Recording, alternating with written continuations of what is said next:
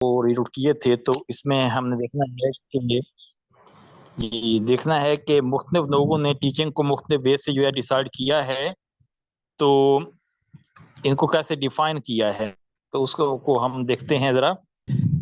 जरा देखिएगा आपके teaching is mean teaching is the means whereby the of life. ये डेफिनेशन किसने की थी? ये योकम एंड सिम्पसन ने की थी। एजुकेशनिस्ट हैं दो, योकम एंड सिम्पसन, जिनके बारे में हम इन्होंने ये डिफाइन किया था। Activities that designed and perform to produce change in behaviour इन को टीचिंग कहते हैं। तो किसने कहा था? कनेरिक ने। अब ये टीचिंग की मेथड की जिसने डेफिनेशन की ना, तो वो दो चार डेफिनेशन इंपॉर्टेंट एजुकेशन की हमें वैसे याद होनी चाहिए। Teaching is the stimulation, guidance, direction and encouragement of learning. ये किसने कहा था? ये कहा था अबॉल्टन ने। और नेचर ऑफ टीचिंग जो है ये क्या होती है? ये होती है चेन ऑफ एक्टिविटीज होती है, इमेज कॉन्टैक्ट होती है, ट्रायंगुलर प्रोसेस होता है। ट्रायंगुलर प्रोसेस जो फैसिलिटेट करता है लर्निंग को, प्रिंसिपल ऑफ टीचिंग को, ठीक है।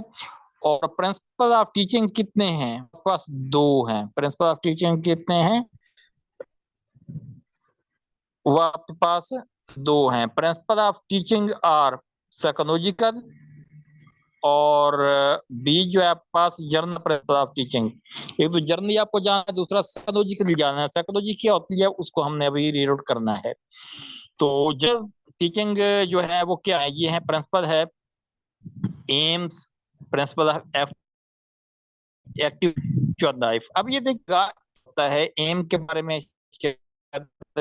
आई एम, ये जो होता है ना, मैंने इसका अगो, अगो, ए जी ओ, अगो से क्या बनता है? एम्स, गोल्स और objectives. AIIMS, goal and objective होते हैं। इसके बारे में मैंने लिखा था NIC। NIC AIIMS national level पर होते हैं, गोल इंस्टीट्यूट लेवल पर होते हैं, और जो ऑब्जेक्टिव्स होते हैं ये क्लास लेवल पर होते हैं। ये जरा आपको याद रखेंगे। मैं फिर बस देखता हूँ। एम्स, इसके लिए मैं लिखा था अगो, एम, गोल और ऑब्जेक्टिव। और फिर इसके लिए मैं कहा था NI। तो आपकी एक्सपेक्टेशन होती है एट नेशनल, उनको एम कहते हैं। जो इंस्टीट्यूट लेवल पर आपकी एक्सपेक्टेशन होती है उनको गोल कहते हैं।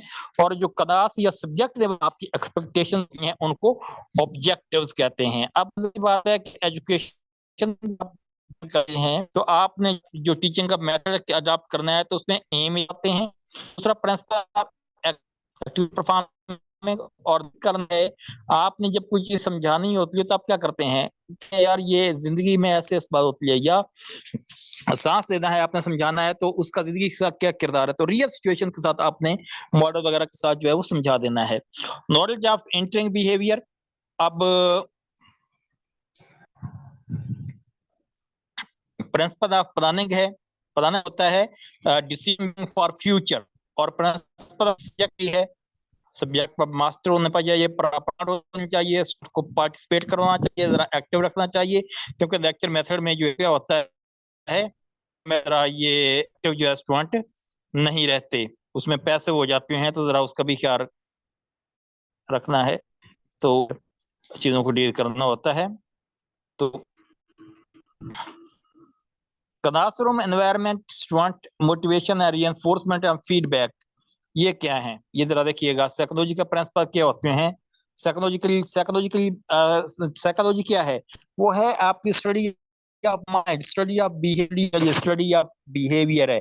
बिहेवियर नोट करेंगे, क्लासरूम एनवायरनमेंट आपको बताएगा बिहेवियर कैसा है स्टूडेंट का, स्टूडेंट की मोटिवेशन क्या है, रिइंफोर्समेंट क्या है, और फीडबैक कैसा आ रहा है स्टूडेंट से और पेरेंट्स से, किसके बारे में? टीचर के बारे में। तो ये साइकोलॉजिकल है। टीचर जो है वो देखता है कि स्टूडेंट को समझ आ रही है कि नहीं आ रही।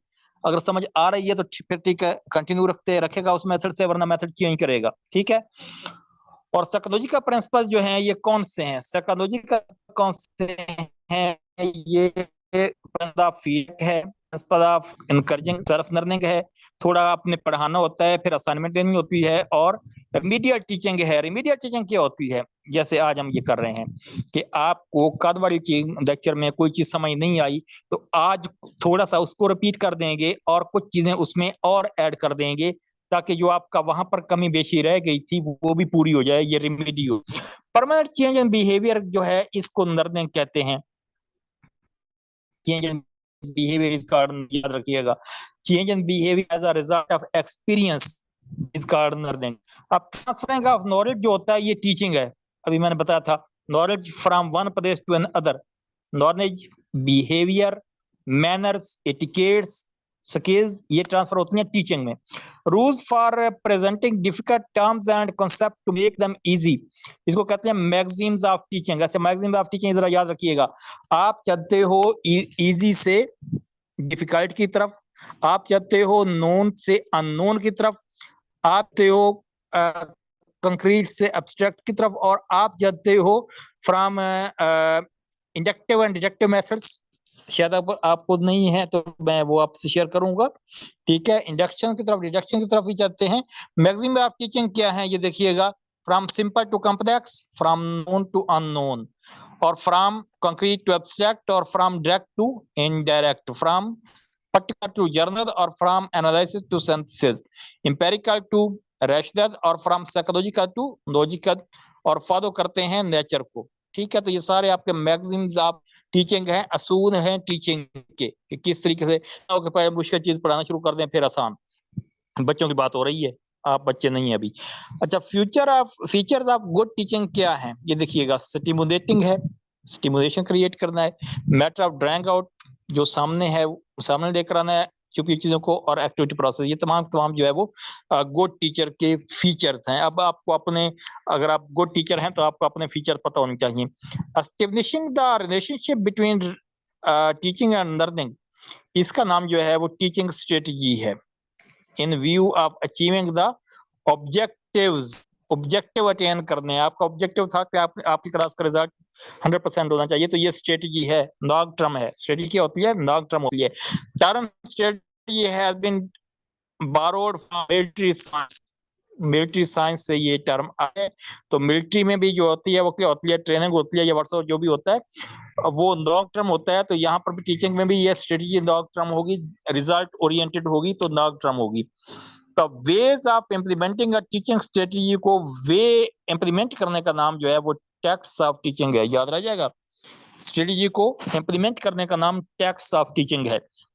और types of instruction strategy on the base of role of teacher, teaching ways are, ये हैं टीचिंग कंट्रोल्ड होती हैं, जिस पर टीचर का कंट्रोल होता है। लर्नर कंट्रोल्ड इंस्ट्रक्शन होती है, जिसमें लर्नर का इंटरेस्ट और कंट्रोल होता है। और ग्रुप कंट्रोल्ड इंस्ट्रक्शन, जिसमें पूरा ग्रुप जो है वो इन्वॉल्व होता है। Systematic procedure adopted for the attainment of some specific objectives, इसका नाम मेथड है, ठीक है। Systematic procedure for the attainment of some specific objectives, तो उस मैगजीन वगैरह ये नहीं होगा। टीचिंग इन कॉलेजेस, अब ये बात हुई थी ट्रेडिशनल मेथड, लेक्चर मेथड आपका कॉलेजेस और यूनिवर्सिटी में फॉलो होता है। अब द इकोनॉमिकल टीचिंग मेथड जो है वो क्या है, लेक्चर मेथड है, क्योंकि उसमें एक्टिविटी के लिए आपको कोई फॉर्मेस नहीं कर दिया, एक मार्कर और एक आपको व्हाइट बोर्ड चाहिए और बस, ठीक है।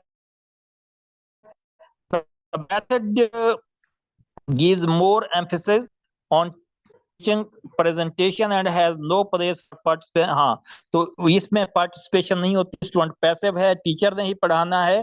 तो इसको जो है क्या कहते हैं, ये लेक्चर मेथड जो है आपका, ये इकोनॉमिकल भी है, और ये जो है इसमें टीचर ही ज्यादा परफॉर्म करता है। अब teacher can employ his full verbal communication, किसमें टीचर एम्प्लॉय करेगा आप full verbal communication, communication presentation एम है, किसमें, लेक्चर मेथड में। ये लेक्चर मेथड की बात हो रही है। मेथड इग्नोर इंडिविजुअल डिफरेंस को इग्नोर करेगा, क्योंकि लेक्चर मेथड में आपने तमाम स्टूडेंट को एक ही वे से पढ़ाना होता है, तो यहाँ पर इंडिविजुअलिटी जो है स्टूडेंट की वो हो जाती है, वो इग्नोर हो जाती है। स्टूडेंट रिमेन पैसिव, किसमें, ये भी लेक्चर मेथड में रहेंगे। देखिए एक लेक्चर मेथड पर कितने सारे आपको एमसीक्यूज मिल गए, अब आपको आइडिया हो गया होगा कि एमसीक्यू जो है कब करने हैं, थ्योरी करने के बाद ही करने हैं, तब समझ आएंगे।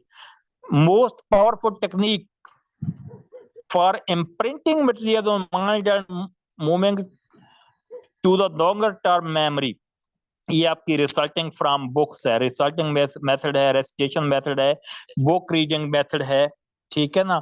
तो ये जो है जैसे बायोलॉजी है या कोई ऐसे इस्लामिक स्टडी है, पाक स्टडी है, इस तरह के सब्जेक्ट्स अगर आप पढ़ने हैं, उर्दू पढ़ना है, तो उस मेथड 2-3 पढ़ाए और कुछ जो है एज इट इज करवाए से ही ये मैथ जो है मेथड जो है ये क्या कर देगा, नक्श कर देगा वो चीज बच्चे के माइंड के अंदर और वो उसको याद रहेगी। तो ये जो मेथड है ये क्या है, पावरफुल टेक्निक है।